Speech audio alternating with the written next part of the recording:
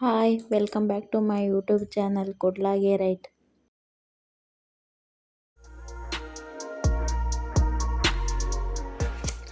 ಸುಮಾರು 4 ಗಂಟೆಗೆ ನಾವು ಮಂಗಳೂರಿಂದ ಪುತ್ತೂರಿಗೆ ಬಂದಿದ್ವಿ ದೇವಸ್ಥಾನಕ್ಕಂತ.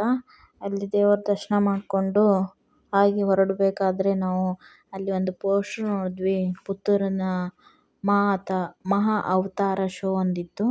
ಹಾಗೆ ನೋಡೋಣ ಅಂದ್ಬಿಟ್ಟು ನೋಡ್ತಿದ್ವಿ. ಅಲ್ಲೇ ದೇವಸ್ಥಾನ ಪಕ್ಕದಲ್ಲೇ ಇತ್ತಲ್ಲ, ಹಾಗಾಗಿ ಅಲ್ಲೇ ನೋಡೋಣ ಅಂದ್ಬಿಟ್ಟು ನೋಡೋಕ್ಕೆ ಹೋದ್ವಿ. ಅಲ್ಲಿ ನೋಡಿದ್ರೆ ಇನ್ನೂ ರೆಡಿ ಆಗಿರಲಿಲ್ಲ. ಹಾಗೆ ವೇಟ್ ಮಾಡಿದ್ವಿ ಒಂದು ಸ್ವಲ್ಪ ಹೊತ್ತು. ಮತ್ತೆ ದೇವಸ್ಥಾನಕ್ಕೆ ಹೋಗಿ ಪ್ರದಕ್ಷಿಣೆ ಆಗಿಬಿಟ್ಟು ಎಲ್ಲ ಮುಗಿಸ್ಬಿಟ್ಟು ಮತ್ತೆ ನಾವು ಶೋ ನೋಡ್ಲಿಕ್ಕೆ ಬಂದ್ವಿ. ಮಹಾ ಅವತಾರ ಶೋ ಇತ್ತಲ್ಲ, ಅದು ನೋಡ್ಲಿಕ್ಕೆ ಬಂದ್ವಿ.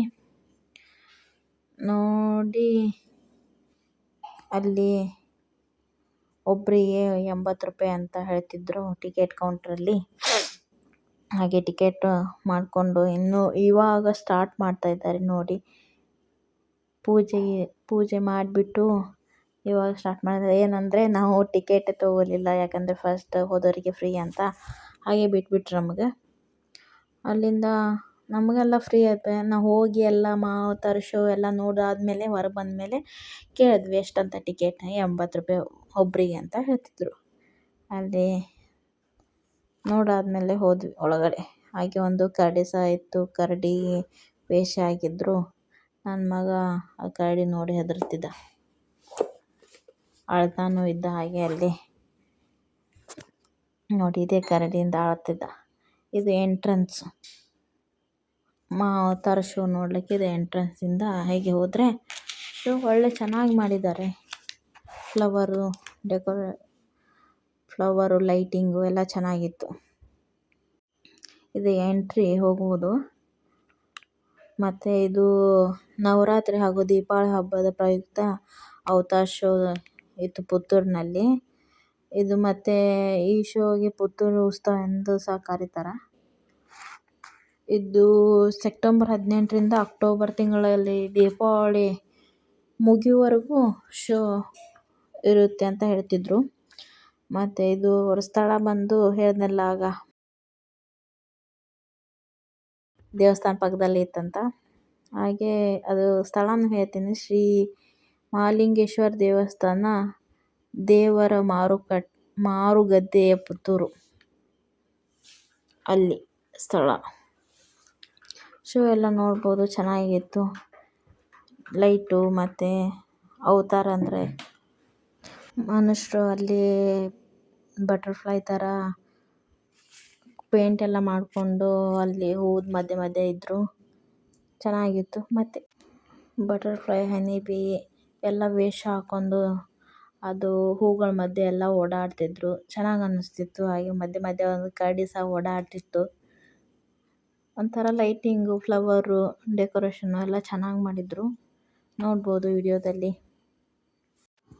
ವಿಡಿಯೋನ ಕೊನೆ ತನಕ ನೋಡಿ ಏನೆಲ್ಲ ಇದೆ ಅಂತ. ಲೈಟಿಂಗು, ಫ್ಲವರು ತುಂಬ ಚೆನ್ನಾಗಿದೆ. ಹಾಗೆ ಯಾರೆಲ್ಲ ಸಬ್ಸ್ಕ್ರೈಬ್ ಮಾಡಿಲ್ಲ ಎಲ್ಲ ಸಬ್ಸ್ಕ್ರೈಬ್ ಮಾಡಿ, ಕೊನೆ ತನಕ ನೋಡಿ ವಿಡಿಯೋ.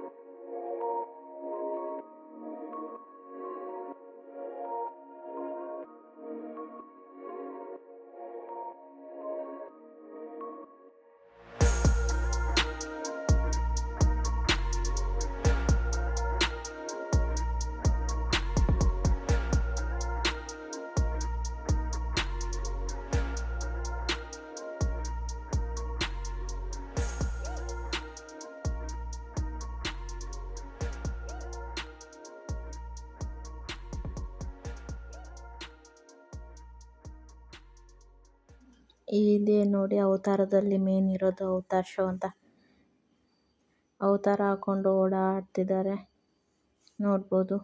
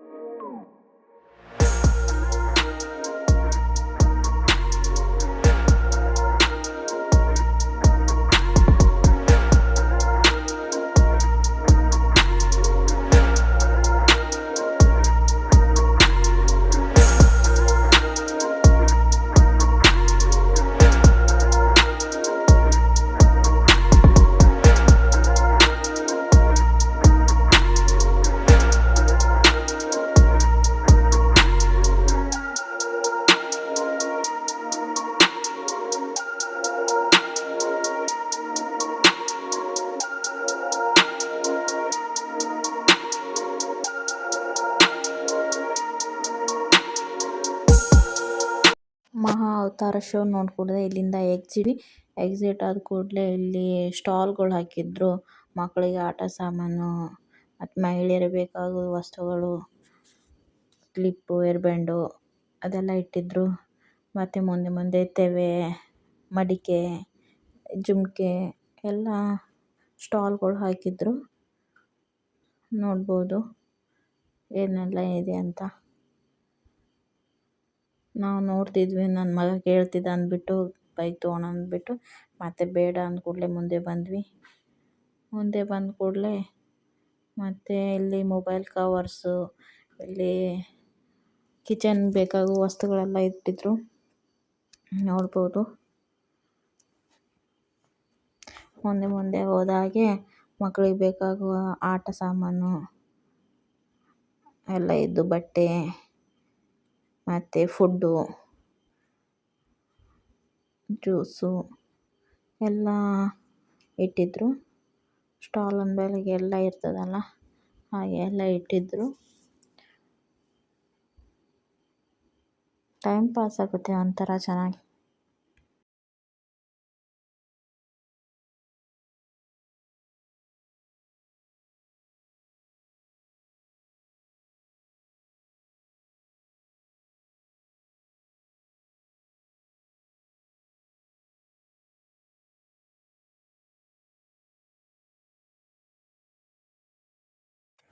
ಇಲ್ಲಿ ನಾನು ಮಡಿಕೆ ತೊಗೋಬೇಕಂತ ಕೇಳ್ತಿದ್ದೆ ರೇಟು.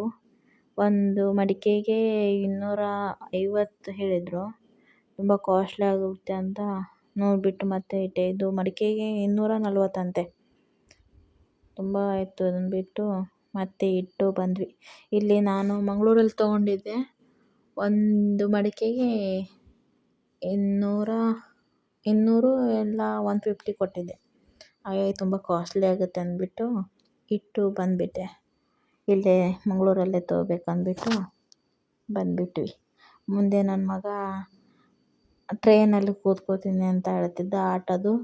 ಆ ಟ್ರೈನಲ್ಲಿ ಕೂರಿಸ್ಬಿಟ್ಟು ಮತ್ತೆ ನಾವು